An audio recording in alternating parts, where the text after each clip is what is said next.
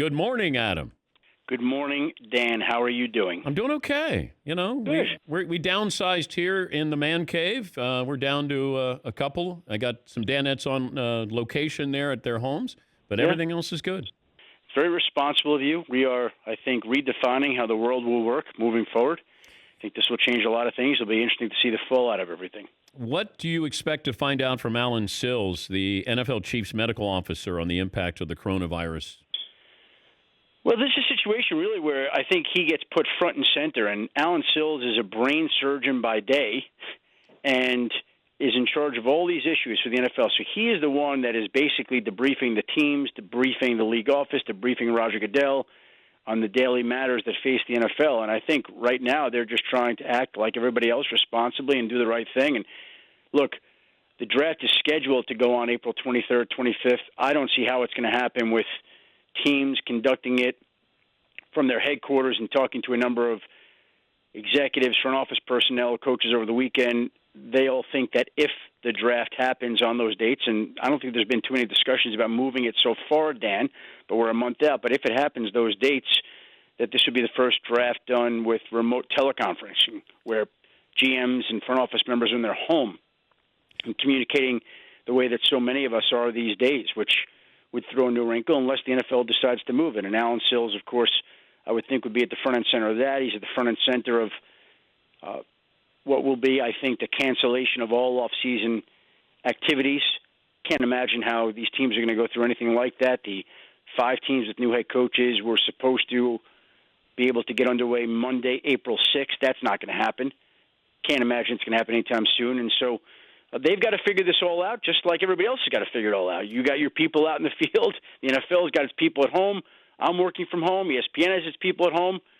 And so that's just the way the world's going to have to operate for a while now. I don't want to put words in your mouth, but it sounded like you were certainly doing more than hinting that the draft is going to be postponed. No. I'm not doing that. Okay. I'm saying that the way the draft is done, I don't think is going to hold up. Now, again, I want to be very clear. I don't think the NFL has discussed moving it off those dates at this point. Okay. I think the NFL is determined to have the draft at that point, April 23rd to the 25th. My just guessing is if it's done that way, it's going to be done with teleconferencing from home, and there's no assurances that that happens. That's my own thing.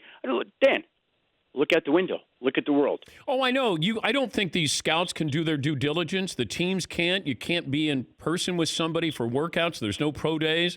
That's why, I would be surprised if the draft happens just because we're not allowing people to do their jobs. And then how about how many times have we seen a team on the clock executing a trade? They got the GM on the phone with the other GM. They got the assistant on the phone with the league office ready to turn it in. It's all these people working together simultaneously.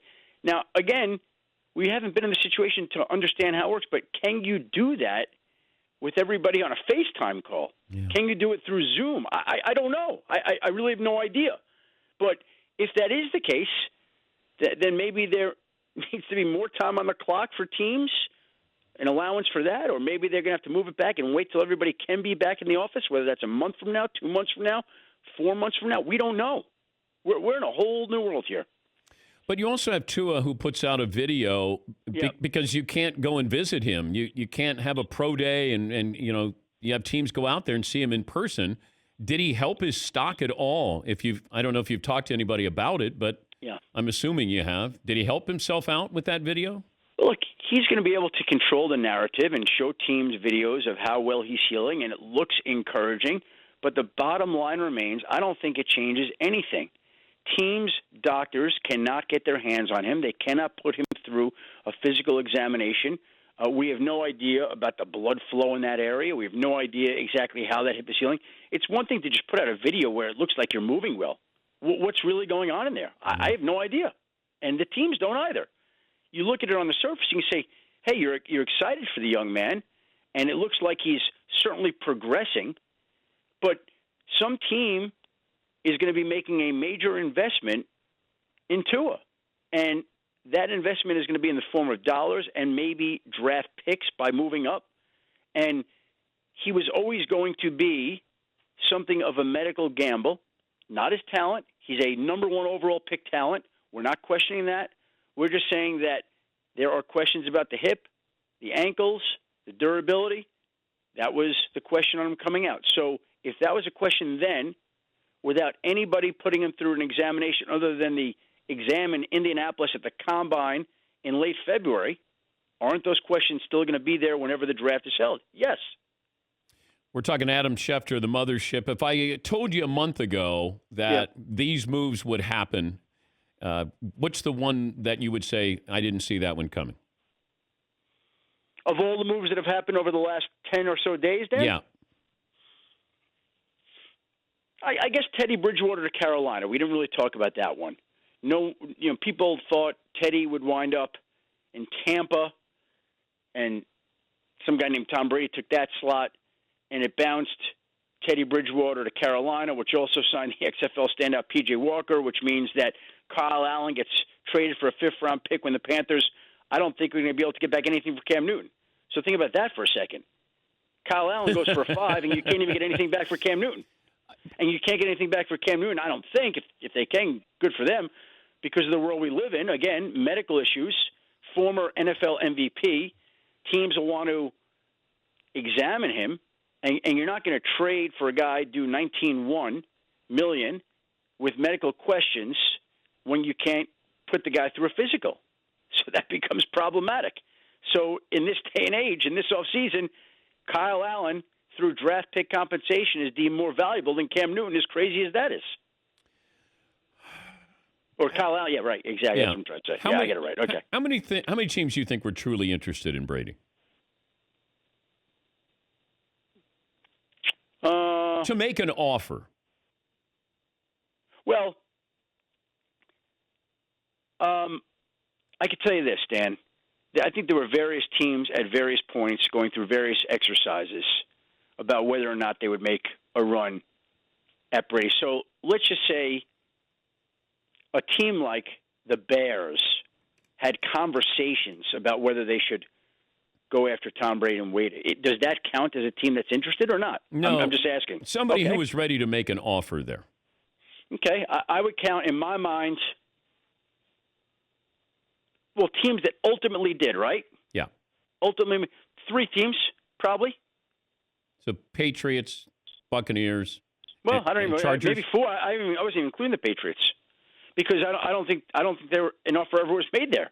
I mean, really, this was a case where Tom was kind of dictating it to them, and I think they were sitting back waiting for him, and it was mixed up with the salary cap or the CBA being approved that Saturday night or Sunday morning, and so you had to see what rules you were operating under.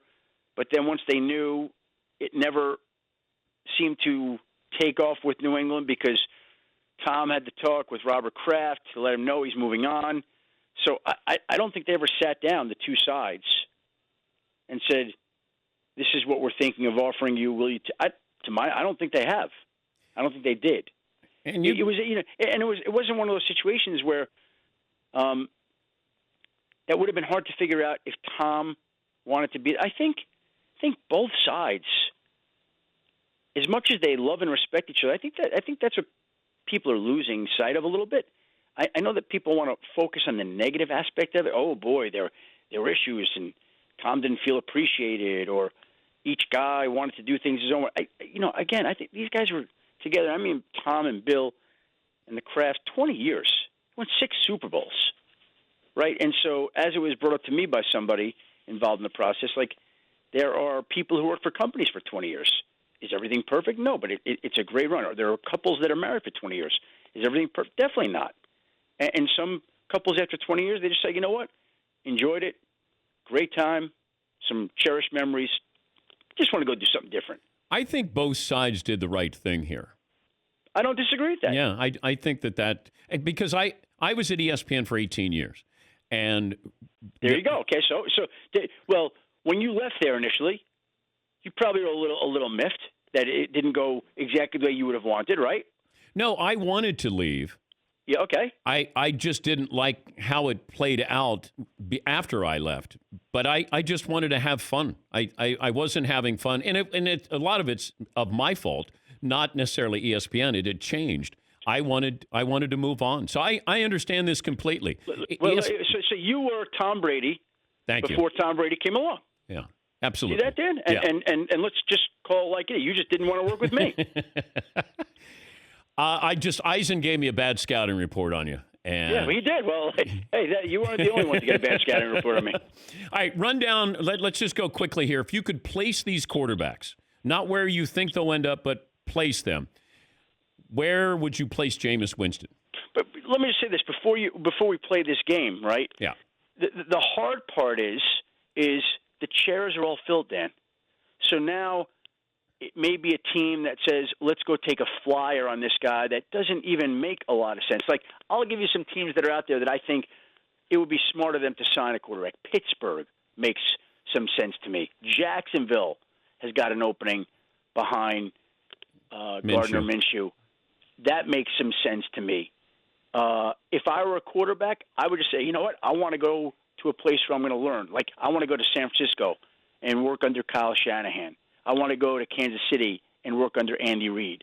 And so what's the difference if Jameis Winston gets paid, I'm making this up, $8 million in Jacksonville or $4 million in Kansas City or $3 million, if that's going to improve his long-term status and elevate his game and he's going to learn. So it's not even a question at this point in time of where you think it would make sense so much as is what would be the right fit for that guy, whether it's Jameis or Cam or Andy Dalton or any other quarterback you can ask me. What's going to be the best fit for them long term? And it may be a team that we haven't even talked about with quarterbacks. Well, I'd see Jameis. Pittsburgh, to me, makes the most sense because he would be better than their backup quarterbacks they have now. He gets to be around Tomlin, Roethlisberger, great organization.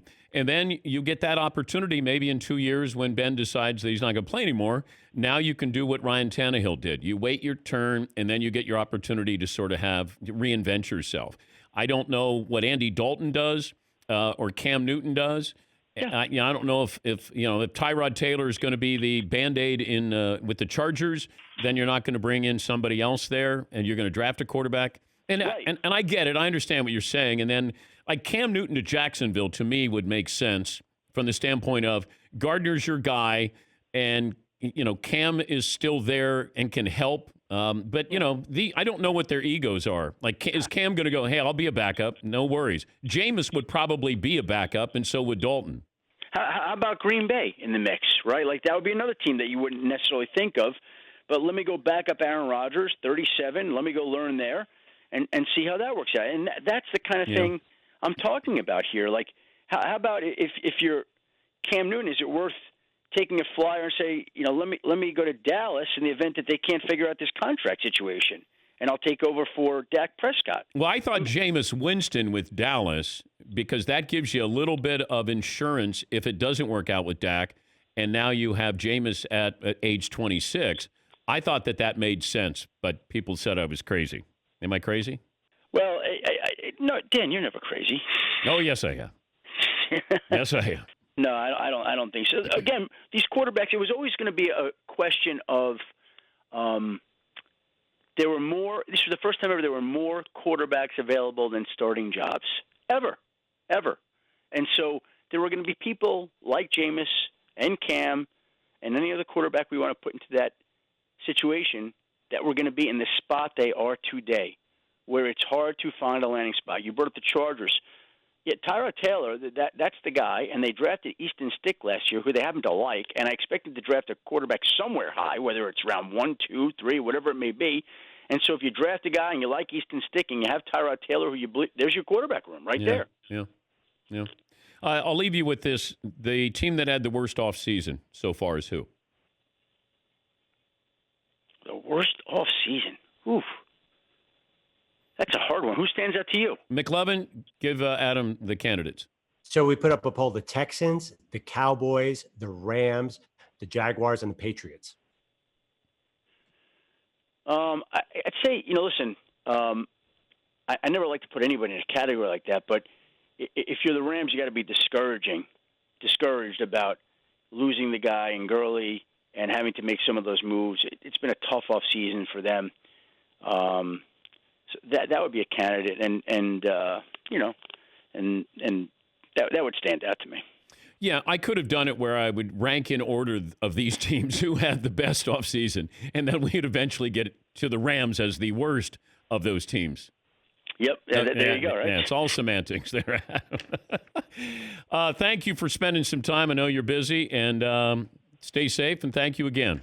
Hey, Dan, I appreciate you. I hope you and the Danettes stay safe, and once again, sorry we didn't get a chance to work together at ESPN, and you went Brady on us. Yep, I went rogue on you. Thank you, Adam. That's Adam Schefter, ESPN NFL Insider.